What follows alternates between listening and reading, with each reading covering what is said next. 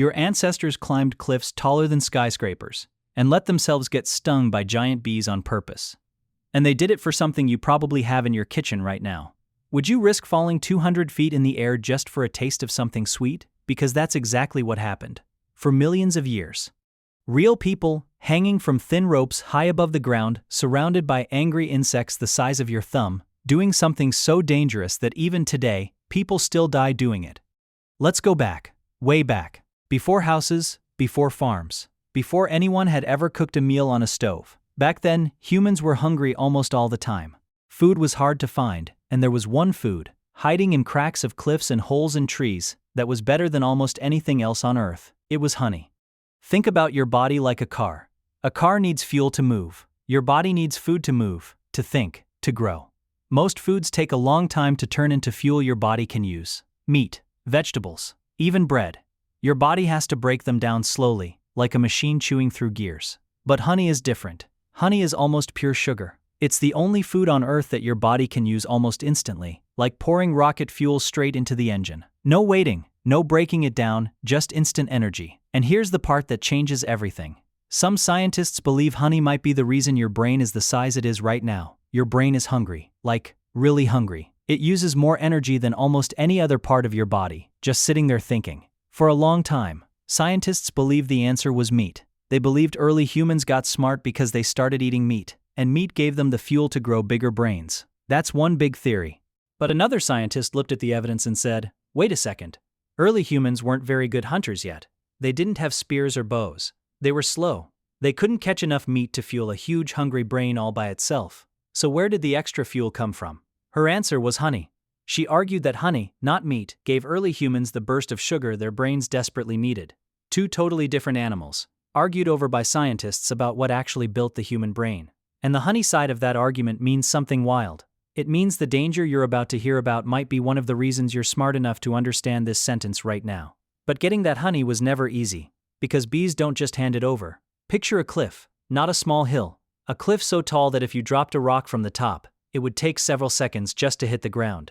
Halfway up that cliff, tucked into a crack in the rock, is a wild beehive. Not a small one either. Some of these hives are the size of a bathtub, packed with thousands of bees. And the bees guarding that hive are not the tiny honeybees you might see in your backyard. These are giant. Some measure over an inch long, almost the size of your finger. And when they sting, it hurts far worse than a normal bee sting. Now imagine you have to climb up to that hive. Not with a ladder.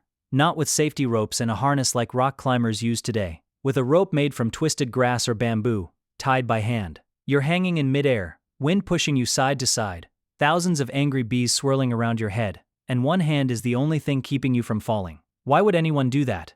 Because they needed the honey to survive. And there's a proof of this that's absolutely real. Deep in a cave in Spain, scientists found a painting. Not a modern painting, a painting made by real people 8,000 years ago. It shows a person climbing a cliff, holding a rope, reaching into a hole buzzing with bees. That painting is basically an ancient photograph. It's proof that this wasn't a myth. It wasn't a legend. Real people were doing this, thousands of years before writing was even invented. Now here's something almost everyone gets wrong. You've probably heard that smoke calms bees down. That when beekeepers blow smoke into a hive, it makes the bees sleepy, or knocks them out, like a magic gas. That is completely false. And the real reason is honestly a little disturbing. Bees talk to each other using smell. When a guard bee senses danger, it releases a special scent, like an alarm siren made of smell instead of sound. That scent tells every other bee in the hive, attack now. Smoke doesn't put the bees to sleep. Smoke blocks their sense of smell. It jams the alarm. The other bees never even get the warning. But there's a second thing smoke does, and this part is almost sneaky. Smoke smells like fire, and bees have one instinct hardwired into them when they sense fire near their home. They panic, and they rush to eat as much honey as they possibly can, because they think they might have to escape and start a new hive somewhere else. So they gorge themselves, stuffing their bodies full of honey, until their stomachs are so swollen and tight that they physically cannot bend their own bodies enough to sting. So the bees aren't asleep, they aren't calm. They're wide awake, panicking, and so stuffed with honey that their own bodies betray them. It's not peace, it's a trick, a biological trap that humans figured out thousands of years before they understood any of the science behind it. But even with that trick working, this was never actually safe. Not even close.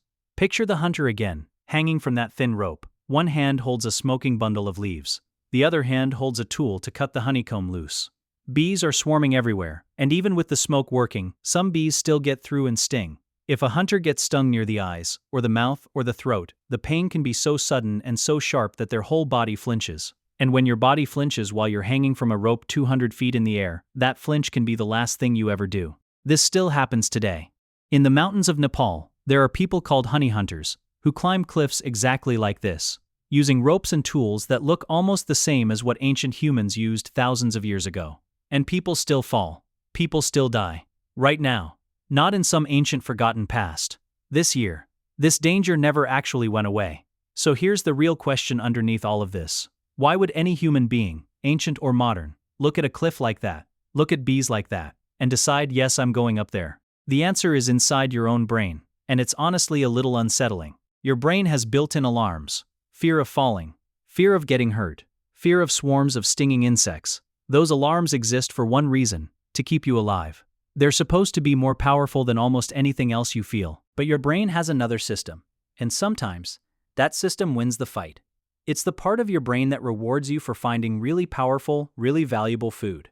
When your brain senses the possibility of that instant sugar rush from honey, it releases a chemical called dopamine, which is basically your brain's way of saying, this is amazing, go get more. And when that dopamine reward is strong enough, it can actually override the fear alarms. Your brain quiets down the part that's screaming, you could die, because the part that's shouting, this is incredible food, is louder. That means the honey hunter isn't ignoring the danger. Their brain is literally turning down the volume on their own fear, on purpose, without them even realizing it's happening. It's not bravery in the way you might think. It's your own biology making a trade, risking your body for a taste of pure sugar. And once you understand that, it explains so much more than just honey hunting. It's the exact same system that makes it hard to stop eating candy even when you know you should. It's the same reward system, just turned up to an extreme, life or death level, dangling on a cliff instead of standing in a kitchen. So let's put the whole chain together, one simple step at a time, so it's crystal clear. Step 1. Early humans needed huge amounts of energy to survive, and possibly to grow bigger brains. Step 2. Honey was the most powerful, fastest source of that energy anywhere in nature. Step 3. That honey was guarded by giant, venomous bees hidden in the most dangerous places on Earth: cliffs, tall trees, deep caves.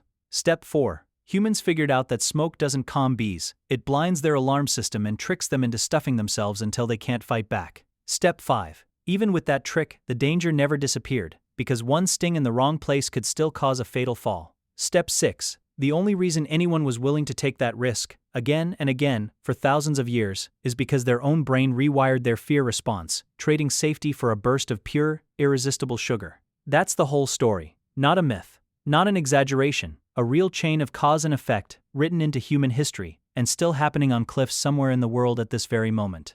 Next time you open a jar of honey, and it takes you 2 seconds to scoop some out with a spoon, remember what that same jar used to cost: a rope made by hand, a cliff hundreds of feet high, a cloud of giant bees, and a human being willing to risk their life, because somewhere deep in their brain, one signal was screaming louder than fear itself.